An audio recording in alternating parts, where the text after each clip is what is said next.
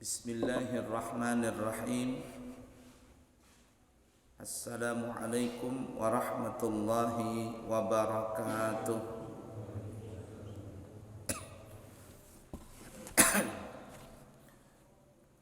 Alhamdulillahi rabbil alamin.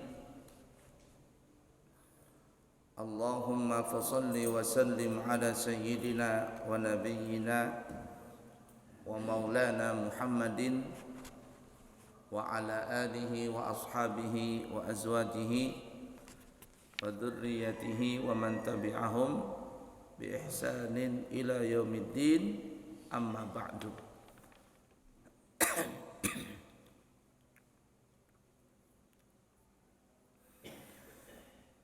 Pada kesempatan kali ini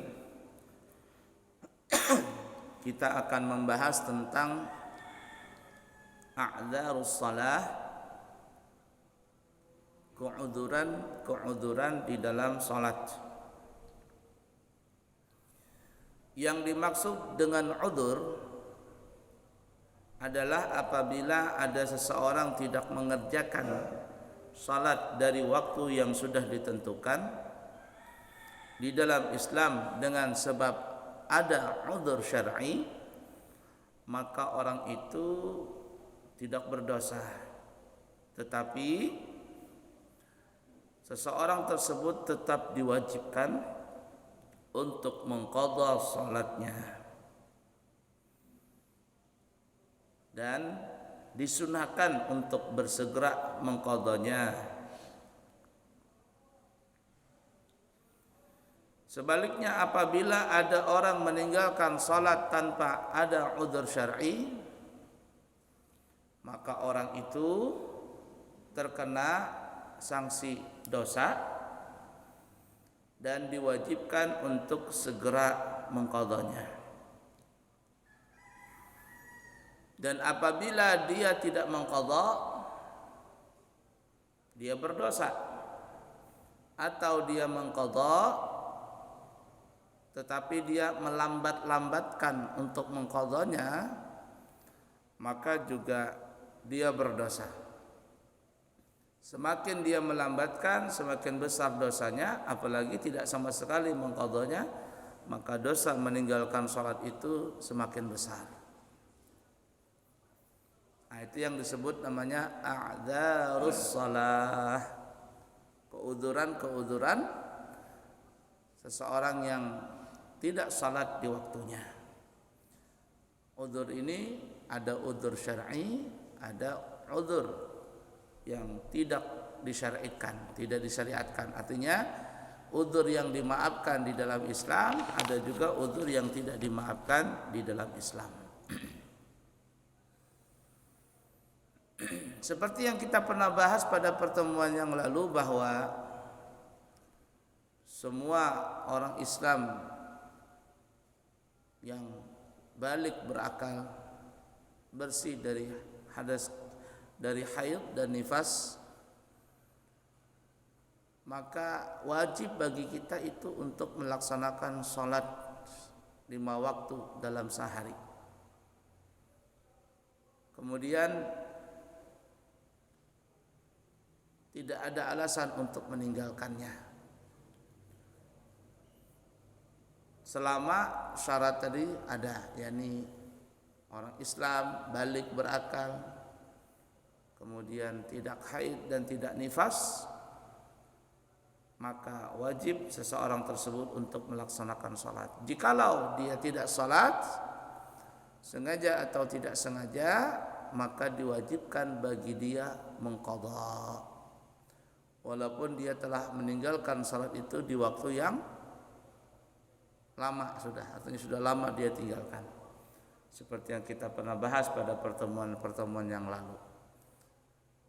Jadi kalau ada orang dulu di masa muda pernah tidak salat, mungkin di zaman-zaman jahiliyahnya dan seterusnya, wajib mengqadha.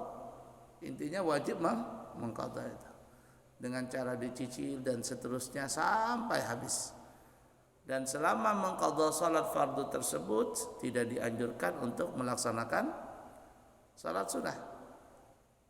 Gantilah salat sunnah qabliyah, ba'diyah, witir, duha dan seterusnya dengan mengqadha salat fardu sampai tuntas. Mudah dipaham kira-kira ya? Baik. Kita kembali a'dzarus salah, keudzuran salat itu kata ulama ada 4, yakni seseorang yang tidak salat di waktunya dengan sebab udzur syar'i itu ada 4. Tapi ingat ya, tetap wajib mengqadha. Apa itu? Yang 4 tadi. Yang pertama adalah an-naum, tidur. Tetapi tidur ini jikalau dia tidur sebelum masuk waktu sampai dia kebablasan dari waktu salat tersebut, maka orang ini tidak berdosa. Tidak berdosa. Dan apabila dia bangun, maka wajib bagi dia mengqadha salat itu. Dan disunahkan untuk bersegera untuk mengqadhanya. Contoh, ada orang di malam hari tertidur. Ada orang tidur di malam hari. Mungkin karena dia kecapean atau apa, atau dia habis diurut atau habis dibekam. Biasa kan kalau habis dibekam itu atau habis diurut itu rileks kita punya badan, karena aliran darah dalam tubuh itu dia mengalir lancar begitu. Makanya terus terang saya terkadang itu tidak mau berurut di malam hari. Kalau berurut atau dibekam di malam hari agak riskan bagi saya. Kenapa? Karena kalau habis diurut itu terkadang mata mengantuk kemudian tertidur, itu sangat sangat enak sekali tidur itu. Terkadang sampai kebablasan itu tidur. Saya merasakan berapa kali seperti itu. Kalau sudah habis diurut tiba-tiba mengantuk, jangankan habis diurut, waktu diurut aja bisa tertidur saya. Saya bilang sama tukang urut, "Pak, nih ya Mas, kalau saya diurut ini biasanya saya tertidur." Saya tertidur kata saya.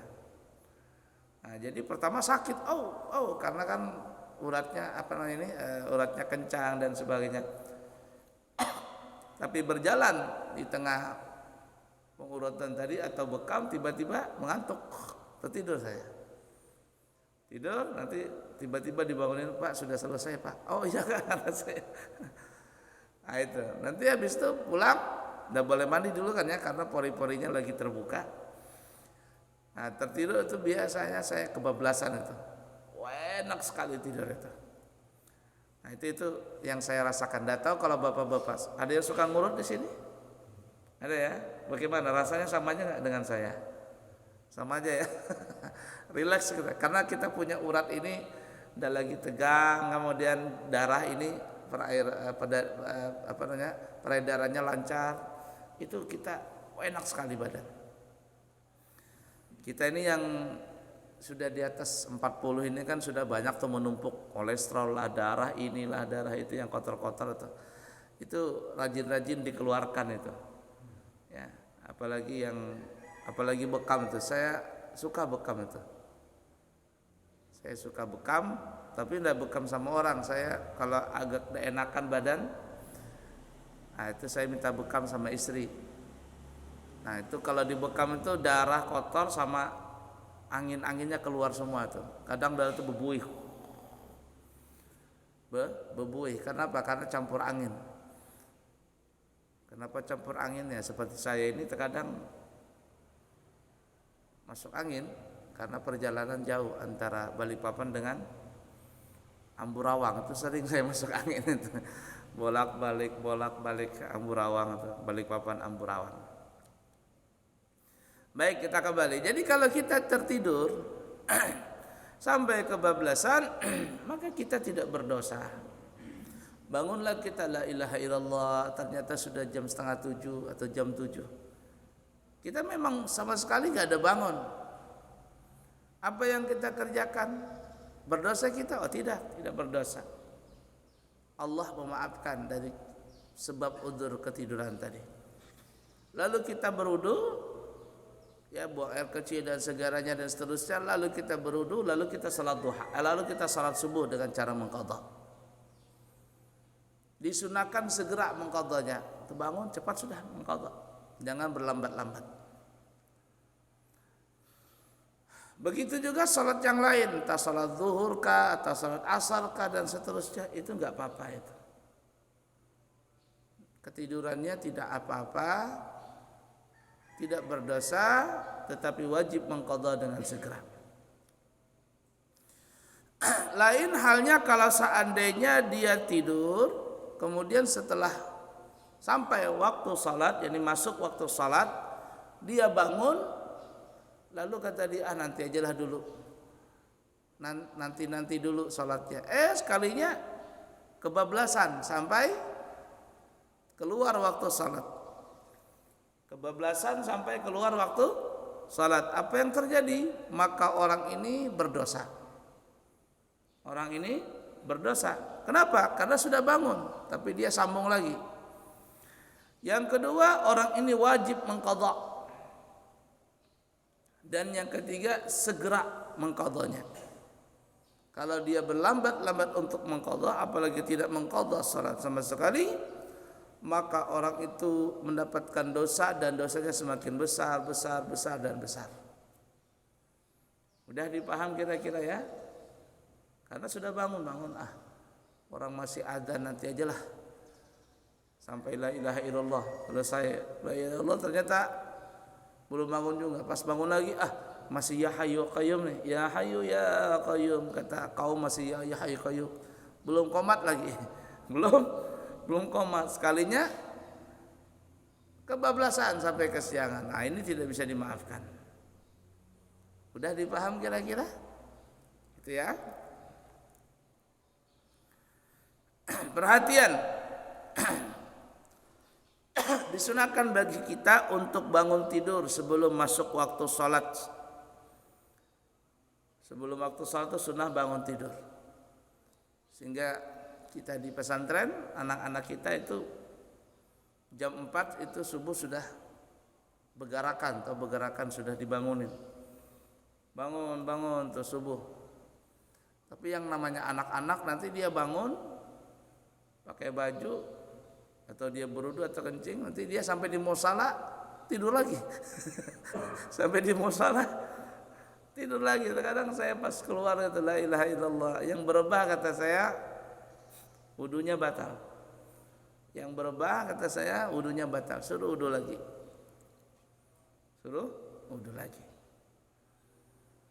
Ya namanya anak-anak masih ya.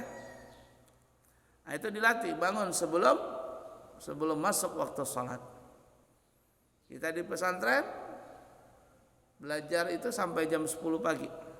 Jadi ada 6 jam sehari, akan 7 jam sehari belajar di pondok pesantren itu. Ba'da subuh dari jam 6 sampai jam 7. Kemudian jam 8, kemudian jam 7 istirahat makan 1 jam. Ya, bersih-bersih dan sebagainya. Kemudian jam 8 masuk, jam 8 sampai jam 9. Jam 9 sampai jam 10, 3 jam sudah. Nah, jam 10 ini istirahat. Mau makan silakan, mau tidur silakan, tapi kita suruh anak-anak tuh tidur kailulah. Nanti setengah jam sebelum zuhur bangun. Dibangunin lagi untuk melaksanakan salat zuhur. Ya. Kemudian selanjutnya setelah zuhur sampai jam 2, 1 jam. Kalau dia cepat zuhurnya berarti ya kurang lebih setengah 2 sudah selesaikan. Sekarang zuhurnya cepat nih. Nah, pokoknya 1 jam setelah zuhur. Kemudian 1 jam setelah subuh, setelah asar. 1 jam setelah asar. 5 jam sudah ya. 1, 2, 3, 4, 5. 5 jam. Nah, kemudian selanjutnya malam lagi dari jam 9 sampai jam 10 malam. Jadi totalnya ada berapa? 6 jam ya. 6 sampai jam 7, jam 8 jam 9, jam 9 jam 10, kemudian ba'da zuhur 1 jam, ba'da asar 1 jam, kemudian malam jam 9 sampai jam 10. 6 jam sehari belajar. Itu yang belajarnya aja, belum ditambah dengan salat dan lain sebagainya. Jadi di pesantren itu sangat dimanfaatkan waktu itu untuk semuanya ibadah. Dimanfaatkan semua itu waktu itu untuk ibadah, terutama ibadah belajar. Jadi salat belajar, begitu-gitu aja setiap hari anak-anak. Ya sisanya ya untuk istirahat, untuk tidur, untuk bersantai, untuk mereka mainan dan sebagainya. Ala kulli hal.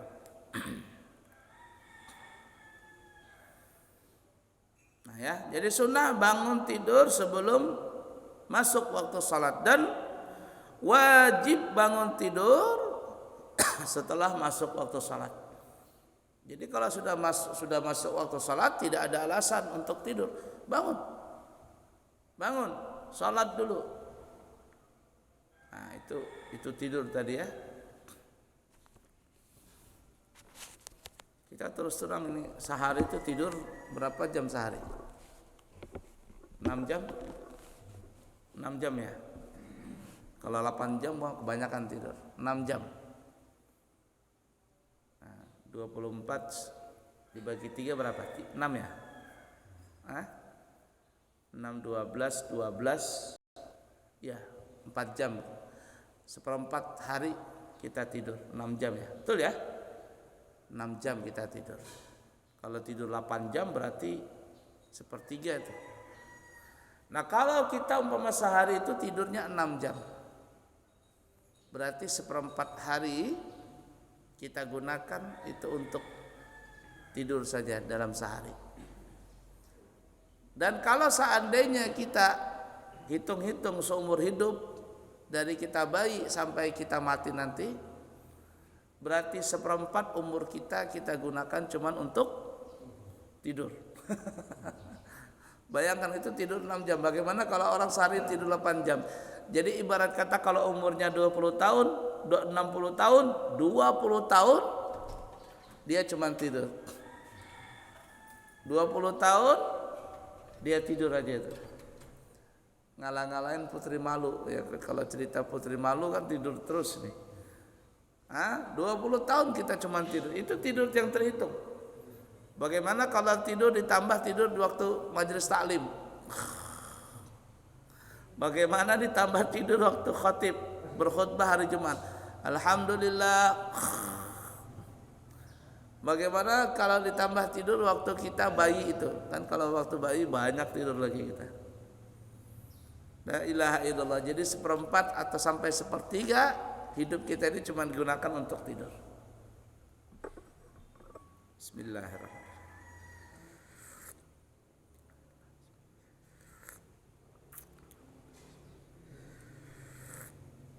Baik, itu yang pertama ya. Keudzuran syar'i adalah tertidur. Apabila dia kebablasan sampai keluar waktu salat, dia tidak berdosa. Tetapi wajib mengqadha, dan sunnah mengqadha dengan segera. Yang kedua, menjamak salat ketika musafir atau ketika sakit. Kita umpama berangkat ke Samarinda, sampailah kita di kilo 50, atau kita sampai naik jalan tol di rest area tuh di Semboja. Masuklah kita di waktu zuhur sana, maka kita boleh melaksanakan salat zuhur dengan asar di waktu zuhur, yang kita namanya salat jamak takdim. Ini salat zuhur dikerjakan di waktu zuhur, salat asar dikerjakan di waktu zuhur bersama zuhur. Yani asar tarik ke zuhur. Itu boleh. Atau mungkin karena kita sibuk, tidak sempat kita salat jamak takdim karena kita mengejar waktu, maka kita boleh menjadikan salat itu menjadi namanya jamak takhir. Jamak takhir. Bagaimana jamak takhir? Yakni salat zuhur ketika sampai waktu zuhur, maksudnya kita tidak salat zuhur. Kita tidak salat zuhur. Tetapi kita niat dalam hati. Aku niat salat zuhur ini, aku niat melaksanakan salat zuhur nanti di waktu asar jamak takhir. Ya, itu hukumnya kata ulama wajib berniat seperti itu. Kenapa? Supaya nanti bisa dibedakan yang mana salat jamak takhir, yang mana salat qadha. Jadi kita wajib niat mengqadha salat zuhur itu kita jadikan jamak takhir. Contoh nih ya. Kita sampai di kilo 50 umpama, kita mau ke Samarinda atau mana lah. Sampai di kilo 50 itu waktu zuhur nyampe. Allahu akbar, Allahu akbar. Kita bilang kita enggak bisa salat zuhur ini. Karena kita mau cepat. Nyampe di Samarinda harus nyampe jam 2 karena ada pertemuan. Pertemuan itu diperkirakan selesainya nanti sampai jam 4:30. Wah, kebut kita nih, ngebut. Akhirnya kita tidak salat zuhur. Nah, disitulah kita berniat dalam hati. Niatnya gimana? Gampang saja niatnya. Aku berniat salat zuhur ini kujadikan jamak takhir. Begitu aja. Atau aku niat salat zuhur ini nanti jadi jamak takhir. Nah, selesai. Jadi setelah masuk waktu kita niat seperti itu. Kita sambil duduk di mobil, kita sambil apa begitu. Ada yang mau merokok, saya mau merokok betul. Ya Allah, aku niat zuhur ini jamak takhir ke asar. Jadi sudah seperti itu. Nah, kata ulama niat seperti itu. Kenapa niat? Supaya membedakan. Nanti pas kita salat zuhur di waktu asar, kita namanya jamak takhir. Tapi kalau seandainya kita tidak niat seperti itu, maka salat zuhur nanti yang kita kerjakan di waktu asar itu namanya salat qadha. Salat qadha. Makanya kita berniat tadi. Nah, sampai kita di Samarinda pas jam 2 masuk ke tempat acara kita. Enggak bisa ngapa-ngapain, makan aja kadang belum itu. Ya, makan snack aja di mobil, masuk acara.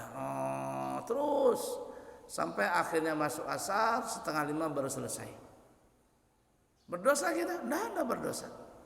Karena kita musafir, waktu kita sempit. Nah, setelah selesai acara lalu kita melaksanakan salat zuhur dengan asar di waktu asar. Yang mana yang duluan? Zuhur kata asar. Jawabannya terserah. Cuman yang baiknya adalah salat zuhur dulu, lalu kita melaksanakan salat asar. Mudah dipaham kira-kira? Begitu juga maghrib. Kita boleh menjadikan maghrib dan isya jamak takdim di waktu maghrib. Ini isya ditarik ke maghrib, atau kita jadikan maghrib dikerjakan di waktu isya yang kita sebut namanya salat maghrib isya jamak takhir. Saya terkadang kalau ke Banjar itu kalau cuma sendiri, ada perlu apa gitu ya, saya biasanya cuma naik bis. Naik bis, tapi kalau kita rombongan ya daripada naik bis kita naik mobil sendiri, ada supir dan sebagainya, bisa gantian. Hitung-hitung biayanya kurang lebih aja sama, kata saya kita patungan saja, beli bensin, beli nyewa peri. Ada orang berapa begitu patungan berangkat kita ke Banjar, ada perlu apa gitu. Tapi kalau saya sendiri biasanya naik bis saja kalau ada perlu, ada urusan di Banjarmasin. Nah, biasanya kita kalau ke Banjarmasin itu naik bis malam. Naik bis malam. Umpama kumpul di titik bis itu ya, terminal bis di mana namanya? Pulau Indah atau apa namanya itu ya. Di situ kita kumpul umpama jam 5. Jam 5 kita naik bis. Nah, sampai akhirnya intinya di di peri itu masuk maghrib. Masuk maghrib. Nah ternyata sudah mau nyampe ini di mana ini Penajam. Tidak bisa salat maghrib, ditinggalkan orang kita kalau salat maghrib. Nah biasanya nanti dia akan mampir di mana itu di warungnya, di mana tuh, di Penajam atau di Petong itu. Pokoknya ada singgah makan malam. Biasanya tidak tahu sekarang apa begitu atau tidak.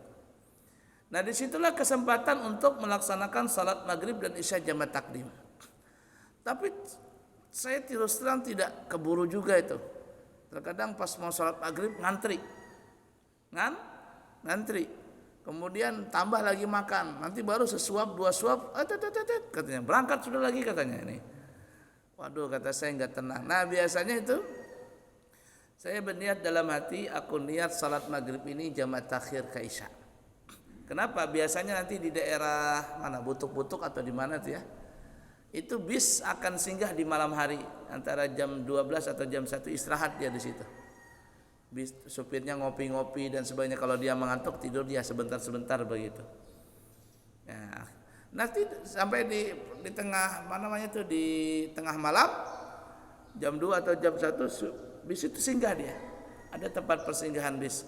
Nah disitulah biasanya saya salat maghrib dan isya jamaah takhir. Maghrib dan isya jamaah takhir. Jadi lihat sikon, kalau waktu pertama ini agak panjang kita jadikan salat isya dan maghrib jamaah takdim. Tapi kalau sempit waktunya enggak sempat, daripada kita dimarahin orang gara-gara kita terlambat, ya sudahlah. Kita jadikan jamaah takhir maghrib tadi. Boleh seperti itu? Boleh. Tidak masalah? Tidak masalah. Tidak berdosa? Tidak berdosa. Kenapa? Karena kalau orang musafir, waktu pertama dan waktu kedua itu dijadikan satu waktu. Mudah dipaham kira-kira? Mudah ya? Dan begitu juga orang yang sakit boleh menjamak salat. Tapi yang sakit ini ya jangan sakit yang ringan, sakit yang agak berat. Kamu sakit? Iya sakit, aku mau jamak salat saja. Emang sakit apa? Sakit panu. Tahu panu? Panu sakit gak? Sakit juga, tapi masa gara-gara panawan itu lalu menjamak salat? Oh tidak. Tapi kalau sakit parah, umpama ya demam dan sebagainya dan seterusnya, ya boleh menjamak salat, baik jamaah takdim atau jamaah tamakhir atau jamaah takhir seperti yang kita terangkan barusan tadi. Caranya sama. Tapi kalau cuman kawinan ndak bisa dijamak. Kata ibu-ibu, kita ndak bisa sholat nih. Kenapa? Nanti kita wudu, make up kita luntur. Nanti aja sholatnya zuhurnya ke asar aja. Sudah selesai acara baru kita sholat zuhur jamaah takhir. Ndak bisa. Kenapa? Karena bukan udzur syar'i ini. Kawinan itu bukan udzur syar'i. Apalagi sekarang ini kan kalau orang kawinan bisa jam 3 selesai sudah, atau setengah 3 selesai sudah. Nah, apalagi di hotel nggak boleh lama-lama selesai karena masih ada corona dan sebagainya. Dan terus terang saya di masa-masa yang kayak begini, itu kalau orang pernikahan, orang resepsi pernikahan tuh saya lebih senang zaman sekarang kayak nggak seperti yang dulu-dulu. Kenapa? Karena makanan itu higienis. Kalau dulu kan kita ngambil sendiri tuh. Sendok makan itu kadang sudah nyemplung. Sendok ini, sendok sayur sudah nyemplung ke dalam sayur. Padahal sendok ini sudah beratusan orang megang sendok tadi. Gak higienis. Tapi kalau sekarang apa ya? Kita diambilin. Ada tuh pramusajinya. Perlu apa Pak? Oh ya ini. Perlu makan ini. Nasi diambilin, lauk diambilin, dan kita makan seadanya saja. Lebih higienis, lebih hemat dan seterusnya. Tapi kalau orang tidak seperti itu, la ilaha illallah, ambil nasi, ambil telur, ambil daging, ambil kerupuk, ambil capcay, ini ambil semuanya. Nanti dimakan, telur cuma sedikit, dimakan, dibuang. Nasi tinggal sesendok, 2 sendok dibuang. Kenapa? Nanti kalau habis dikatain orang rakus. Enggak ada orang yang ngatain rakus. Yang ada di otak kita itu disugesti sama setan, kamu kalau habis nanti dikatain orang rakus. Padahal nggak ada seorang pun mengatakan rakus. Yang ngatain kita rakus kalau kita makan sampai habis itu adalah setan saja. Kalau laki-laki mah jarang, banyak kan perempuan begitu. Kalau makannya, kenapa? Takut kena gincu.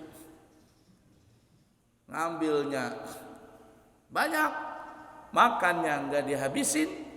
Yang paling sakit hati, amplopnya 5.000. Itu tuh manusia rakus dan pelit seperti itu tuh modelnya. Nah, jadi kalau orang pernikahan itu tidak bisa dijamak. Atau nonton sepak bola, sepak bolanya main habis maghrib. Atau habis sisa maghrib, masuk ke stadion sebelum maghrib, kita jamak takhir aja salat maghrib ini ke isya. Nggak bisa.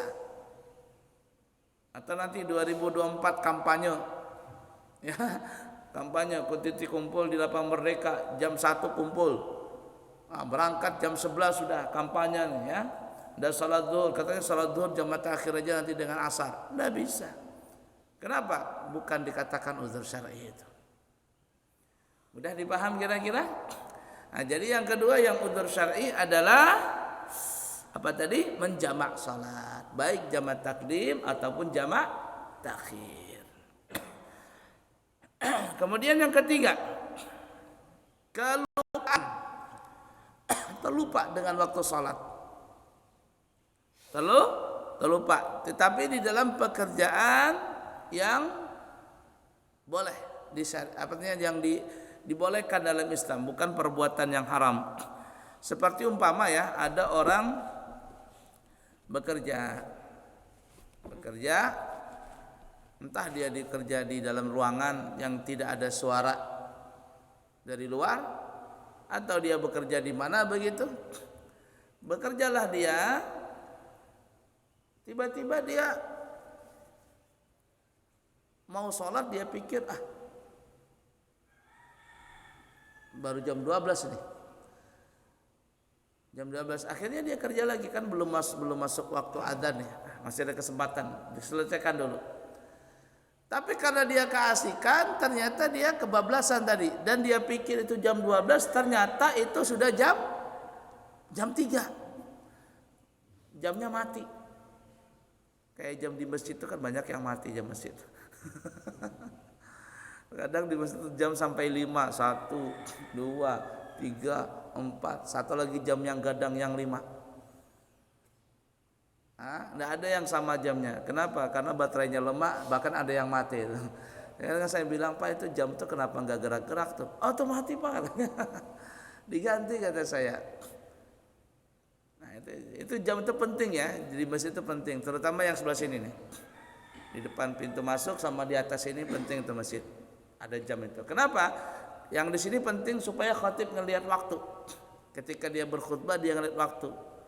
Tapi kalau nggak ada jam di situ bingung dia, jam berapa ini? Berapa menit saya sudah berkhutbah?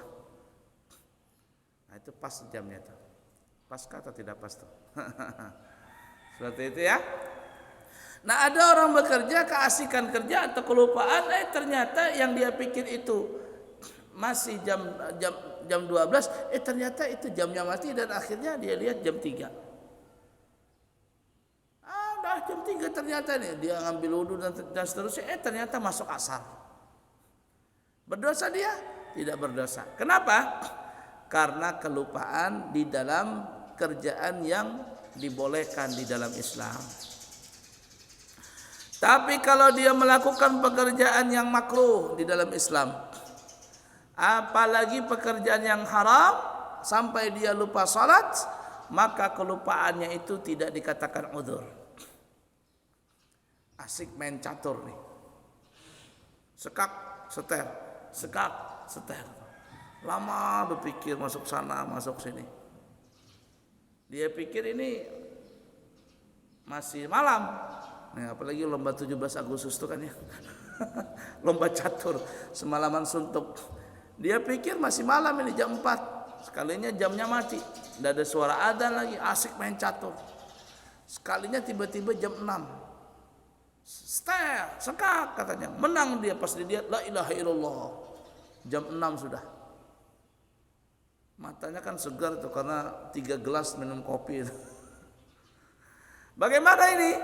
Berdosa dia? Oh berdosa. Kenapa berdosa? Karena dia masuk dalam pekerjaan yang tidak dibolehkan, bukan artinya yang pekerjaannya makruh. Para ulama banyak mengatakan ya main isranja itu catur, termasuk domino, karambal dan sebagainya. Itu para ulama kita banyak mengatakan itu adalah permainannya makruh. Kenapa yang makruh? Karena itu bisa sampai melupakan seseorang. Atau anak-anak zaman sekarang, anak muda, main FF apa namanya? Mobile Legend. Sampai lupa waktu. Asik main tuh berjam-jam udah terasa itu. Bukan anak muda, bapak-bapaknya terkadang main juga. Dan berapa banyak saya mendapatkan perempuan menggugat suaminya gara-gara suaminya suka main Mobile Legend. Nih, banyak gitu. Saya berapa kali sudah menemukan orang yang janda, perempuan janda, kemudian dia menikah lagi. Kata saya, kenapa dia cerai sama yang suami pertama? Apa kata suaminya itu main game aja di rumah, kerja enggak, istri enggak dihiraukan, main game. Digugat cerai sama istrinya. Itu tuh. Gara-gara candu main game tadi. Sampai ada betul atau tidaknya ya.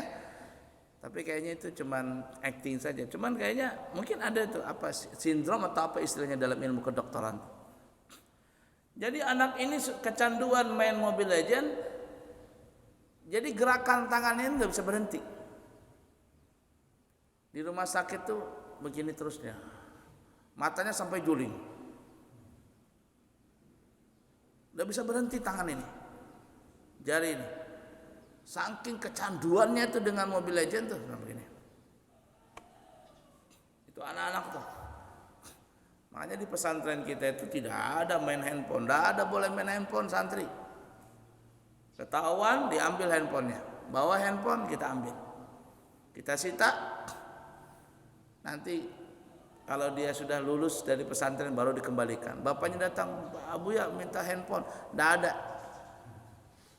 Boleh ngambil handphone apabila anak ini sudah keluar dari pesantren, entah dia keluar secara resmi alias lulus atau dia tidak betah di sini diberhentikan bawa pulang. Tapi kalau masih di sini tahan tuh handphone. Kenapa bisa begitu? Sampean juga yang salah orang tua. Sudah dikasih tahu tidak boleh bawa HP, tapi tetap dikasih anaknya HP. Itu racun tuh di pesantren tuh. Nah, kalau di pesantren lain parah lagi Pak. HP-nya itu disuruh sama gurunya untuk dihancurin. Jadi yang hancurin itu anaknya sendiri. Sampai ada saya lihat di YouTube itu HP-nya HP yang apa? Yang mahal tuh apa namanya itu? Apa namanya itu yang Apple kah apa namanya? Yang harganya sampai 20 juta. Sambil pakai palu. Doang menetap HP-nya dua. Kata gurunya, biar tahu kamu sudah dilanggar peraturan katanya. Orang tuanya nggak bisa berkutik.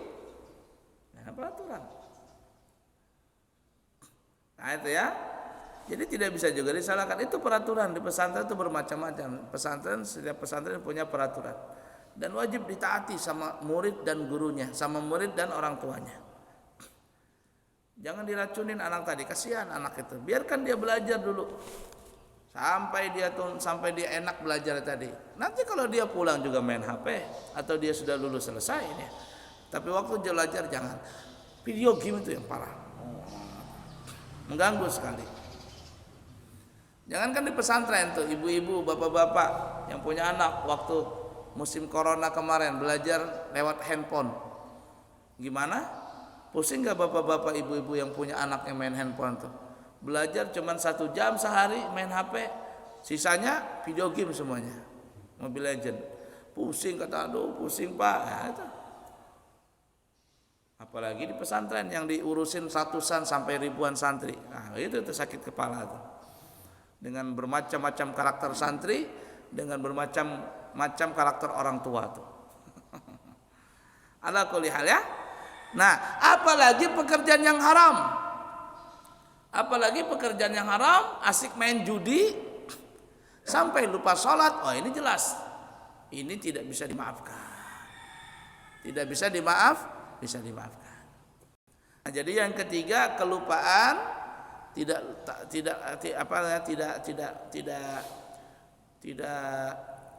mengetahui bahwa sholat telah masuk, dia lupa dalam pekerjaan yang mubah.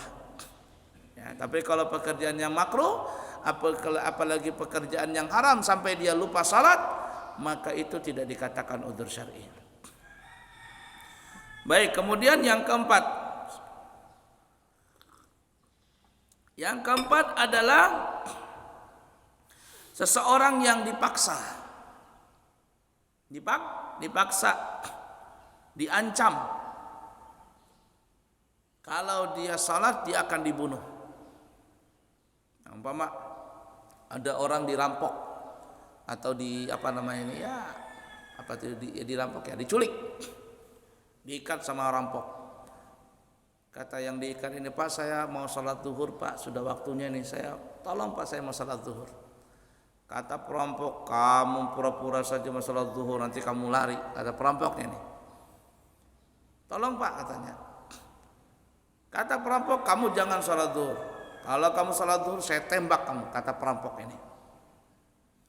Lalu si laki-laki yang dirampok ini, yang diculik ini, tidak bisa ngapain, diikat begitu saja. Bagaimana dia? Disandra nih ya, kan banyak tuh penyanderaan tuh ya. Gimana ini? Dia tidak berdosa. Dia tidak berdosa. Walaupun sudah keluar waktu salat dia tidak salat, dia tidak berdosa. Tapi kalau sudah lepas dari sandraannya, dia bisa lepas dari orang yang jahat tadi, alhamdulillah, maka orang yang disandra tadi wajib untuk mengqadha salat tadi. Cuma di dalam ancaman ini kata ulama ada 4 syaratnya. Ada 4. Yang pertama, orang yang mengancam itu mampu untuk melakukan ancamannya. Umpamanya yang mengancam ini badannya sterek, dia punya pistol atau dia punya pisau atau dia punya parang dan sebagainya. Ya, orang yang diancam ini nggak bisa lagi, nggak bisa bergerak. Kalau seandainya dia bergerak, ini yang mengancam ini akan melaksanakan ancamannya. Karena kenapa? Badannya besar dan sebagainya. Tapi kalau yang ngancam anak kecil nih, umur 5 tahun, kalau bapak sholat saya bunuh, katanya anak-anak ini. Apa ini anak kecil? Tempeleng aja nangis dia. Umpama nih, maka orang yang mengancam ini tidak ada punya kekuasaan untuk mengancam. Kenapa? Karena dia kecil orangnya. Tapi kalau badannya besar, sterek, bertato-tato, hitam lagi orangnya, nah ini enggak bisa main-main berarti. Baik, yang kedua, lemahnya orang yang diancam untuk keluar dari masalah itu. Ya. Lemahnya orang yang diancam ini untuk keluar dari masalah itu. Artinya dia tidak bisa keluar karena diikat atau dikurung di dalam satu bangunan dan sebagainya. Tidak bisa kemana-mana dia. Lain halnya kalau dia bisa untuk lari dan sebagainya, atau dia bisa ngelawan, yang diancam ini bisa ngelawan dan sebagainya dan seterusnya, maka itu boleh dia mengerjakan salat tadi.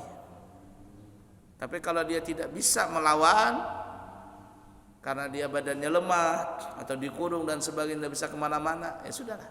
Kalau dia meninggalkan salat waktunya, dia tidak berdosa. Yang ketiga, ancaman orang yang mengancam itu enggak main-main, bukan ancaman geretak sambal. Kan ada orang ngancam itu cuman geretak saja. Ini enggak main-main. Orang ini memang ganas nih, perampok ini. Kalau dia mengancam, hati-hati. Nah, tapi ada juga penjahat amatiran, ngancam-ngancam doang, tapi enggak berani juga melaksanakan ancamannya. Jadi yang ketiga, ancamannya itu adalah ancaman yang tidak main-main. Kemudian yang keempat, orang yang diancam ini, ketika diancam itu maksudnya tidak ada kata pilihan. Tidak ada kata pilihan. Kalau ada kata pilihan, maka ini bukan dikatakan udzur syar'i. Contoh ya. Kata perampok, kamu pilih. Kamu mau sholat atau kamu mau makan. Kalau kamu sholat, kamu nggak makan. Tapi kalau kamu makan, kamu tidak sholat. Pilih yang mana? Ada pilihan nih. Kamu sholat, kamu tidak makan. Kamu makan, kamu tidak sholat. Pilih yang mana? Katanya karena ada pilihan, katanya saya mau pilih sholat biar nggak makan nggak apa-apa. Akhirnya dia sholat, dia tidak makan. Nah, nggak apa-apa, karena ada pilihan. Tapi kalau nggak ada pilihan, kamu kalau sholat hati-hati kamu, nggak dapat makan, nggak ada ini, tak bunuh dan sebagainya dan seterusnya katanya, kata perampok. Maka yang seperti itu ancamannya termasuk udzur syar'i.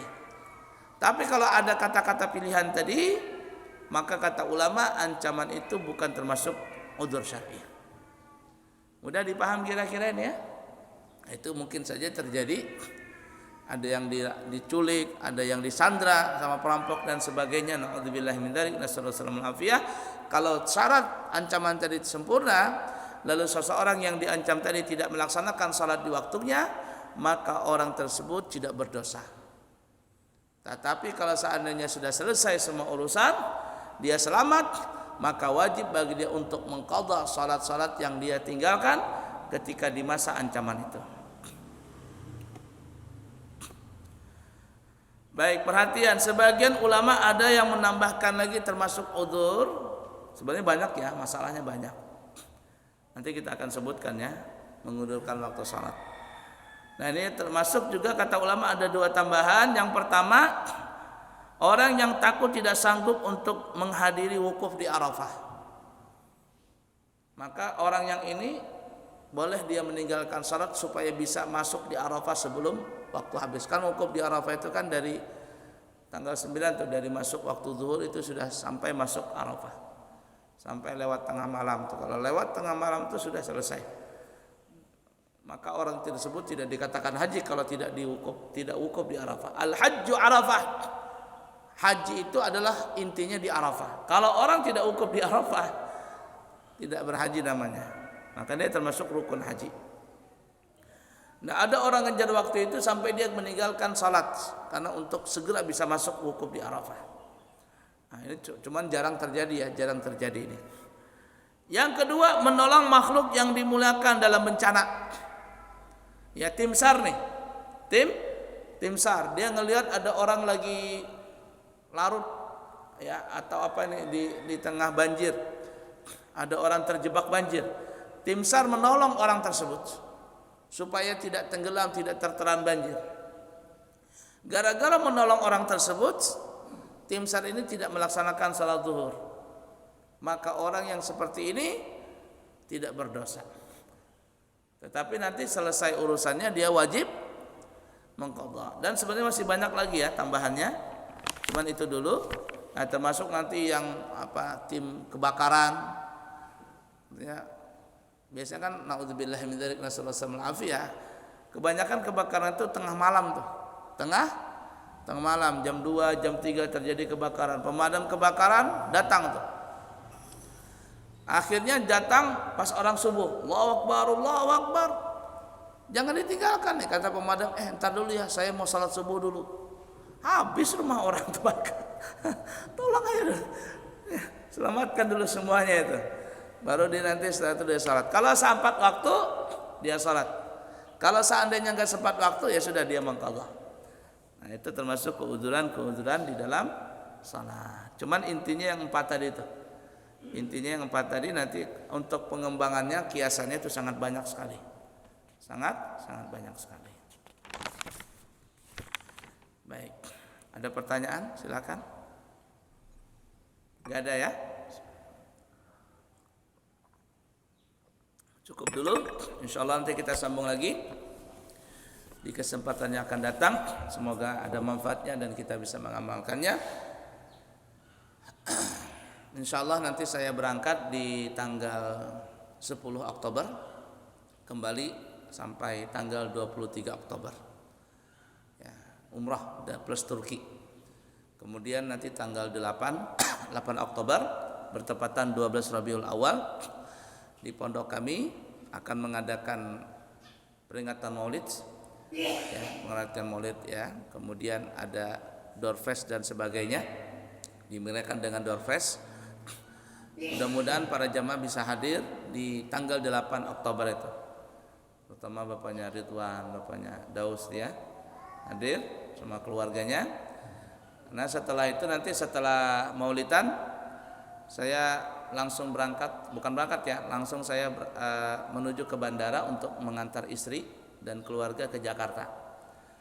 Jadi istri dan keluarga duluan berangkat ke Jakarta, ba'da salat zuhur langsung berangkat, sedangkan saya nanti berangkatnya tanggal 10 hari Senin beserta rombongan.